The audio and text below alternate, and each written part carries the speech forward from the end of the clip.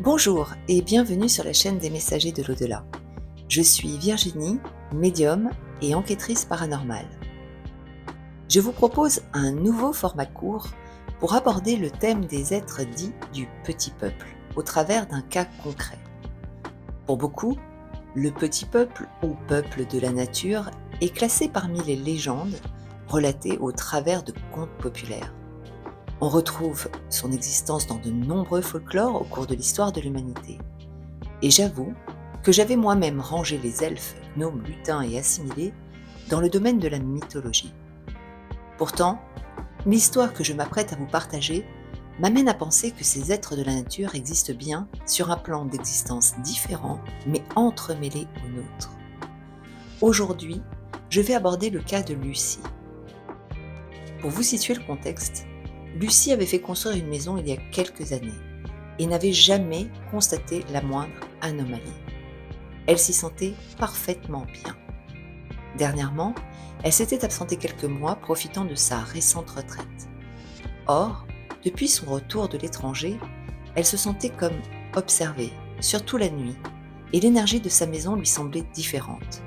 Elle dormait mal, faisait des malaises, elle se sentait si oppressée dans sa chambre qu'elle avait abandonné cette grande pièce mansardée pour s'installer dans une chambre d'amis moins confortable. Ne trouvant aucune explication rationnelle, elle m'a donc contactée.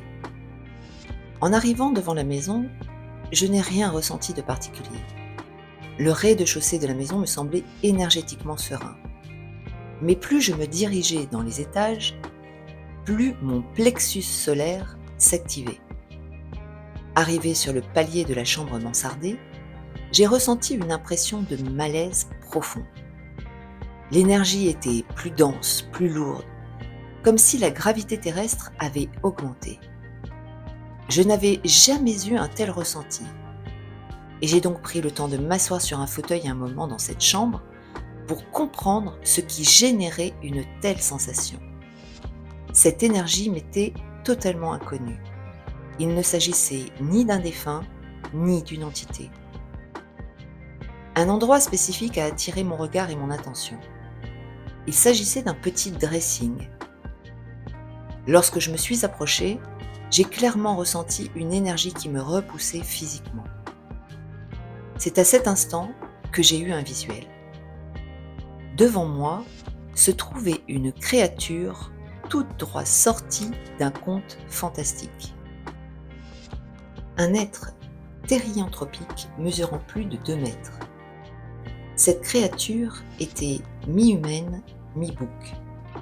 Visuellement très effrayante, avec ses cornes et sa stature imposante et dégageant une énergie puissante. Très honnêtement, j'ai fait plusieurs pas en arrière car je ne savais pas à quoi j'avais affaire. Mais il a commencé à communiquer avec moi de façon télépathique.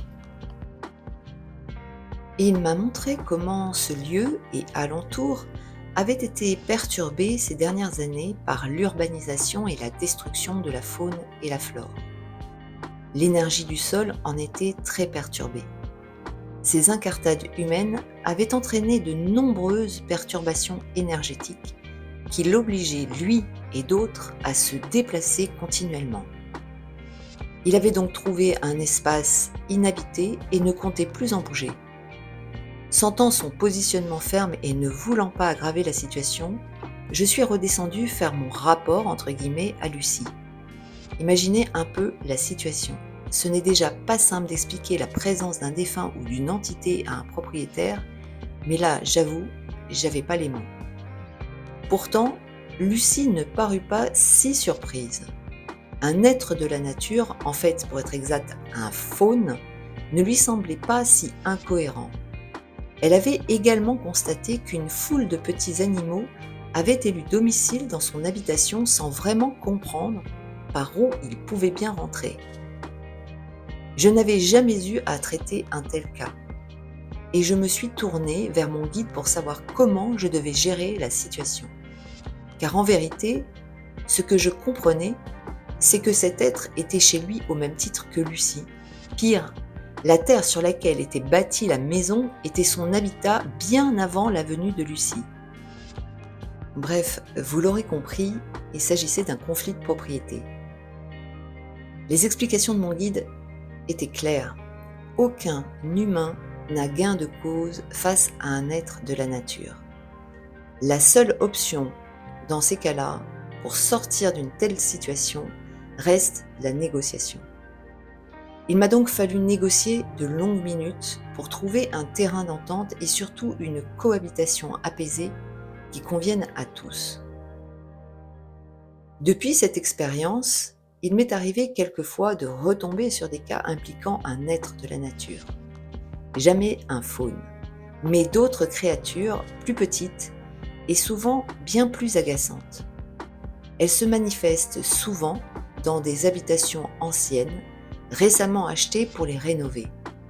Elles peuvent créer de nombreux désagréments, allant du petit bruit de pas qui court sur le sol, cachant les objets des nouveaux propriétaires, et sont parfois capables d'aller très très loin en créant tout un tas de problèmes pour empêcher ou retarder une rénovation.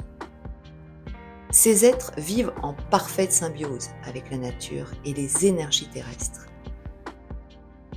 Ils sont extrêmement sensibles aux bouleversements et changements énergétiques que les humains provoquent de façon inconsciente par leur manque de reliance à la Terre. Alors, petit conseil, si vous projetez d'acheter une ancienne maison pour la rénover, ou si vous faites construire une habitation, pensez à vous présenter à ces êtres, même si vous ne les voyez pas, et à leur proposer une cohabitation avant qu'ils ne viennent vous rappeler qu'ils étaient là bien avant vous. Voilà qui conclut le cas de Lucie. Si vous avez des questions, n'hésitez pas à me les poser en barre de commentaires, j'essaierai d'y répondre au mieux. Je vous remercie d'avoir écouté cette expérience jusqu'à sa fin, et si le cœur vous en dit, je vous invite à vous abonner et à liker pour mieux référencer cette vidéo. À très bientôt!